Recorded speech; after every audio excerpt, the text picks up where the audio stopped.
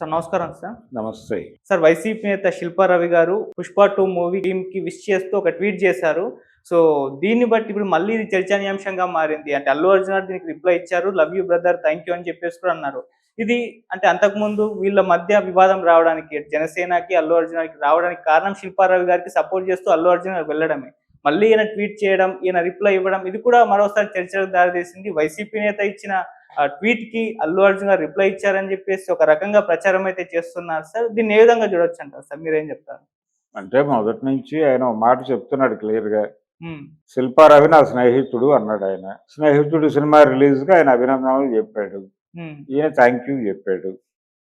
దానిలో రాజకీయం ఏం లేదు కదా!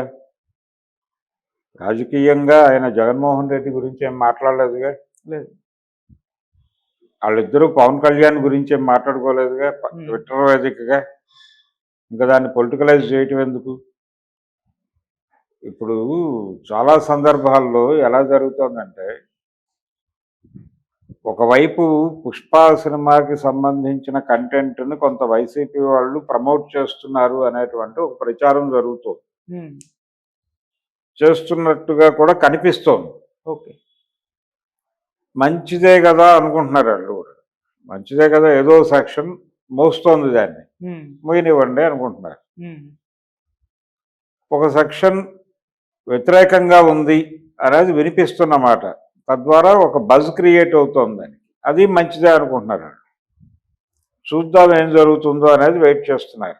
రేపో ఎల్లుండో ఆయన 'అన్‌స్టాపబుల్ 2' రిలీజ్ అవ్వబోతోంది. ఓకే. రిలీజ్ అయితే దానిలో వారేం మాట్లాడారో కొంత ప్రపంచానికి ఒక క్లారిటీ వస్తుంది. హ్మ్.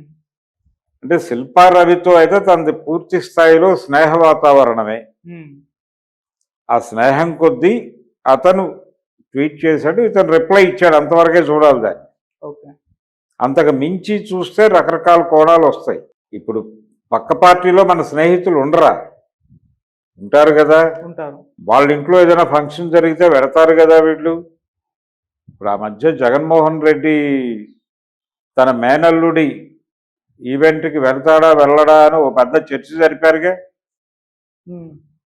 చివరికి వారు వెళ్ళి వస్తే మళ్ళీ ఏం మాట్లాడలేదు ఎవరు. హ్మ్. అలాగే ఆవిడ వెడ్డింగ్ కార్డ్ ఇవ్వడానికి ఇంటికి వెళ్తే తీసుకుంటారా తీసుకోరా అని చర్చించారుగా. హ్మ్. అంటే వెళ్ళాలనే వీళ్ళ ఉద్దేశం. వెళ్ళిన తర్వాత వారు ఏదో రిజెక్ట్ చేయాలి, రిజెక్ట్ చేస్తే వీరికి ఆనందం. అది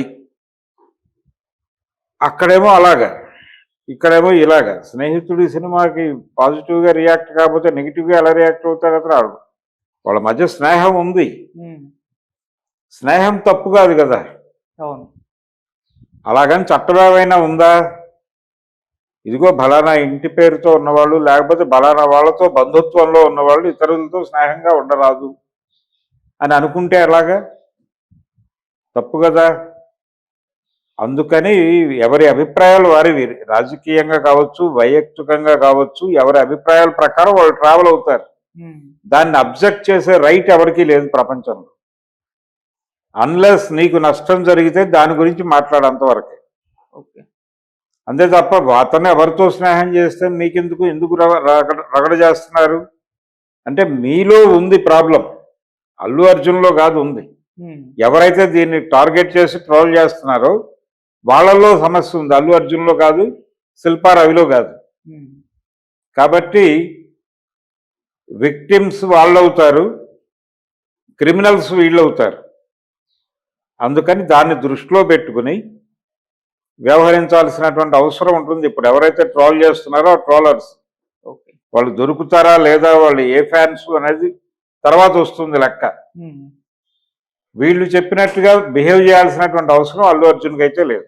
అంటే సార్ వైసీపీ శిల్పారావు గారి ట్వీట్‌ని, ఈ ట్రోల్స్‌ని ఒకసారి పక్కన పెడితే వైసీపీ అల్లు అర్జున్ గారిని ఓన్ చేసుకునే ప్రయత్నం చేస్తుంది. అంతకుముందు జూనియర్ అవును, ఎన్టీఆర్ ఓన్ గారిని చేసుకుంటోంది. చేసుకునే ప్రయత్నం. ఓన్ చేసుకుంటుందండి. ఒక వాక్యూమ్, ఒక అవసరం, ఒక అవకాశం ఉంది అక్కడ.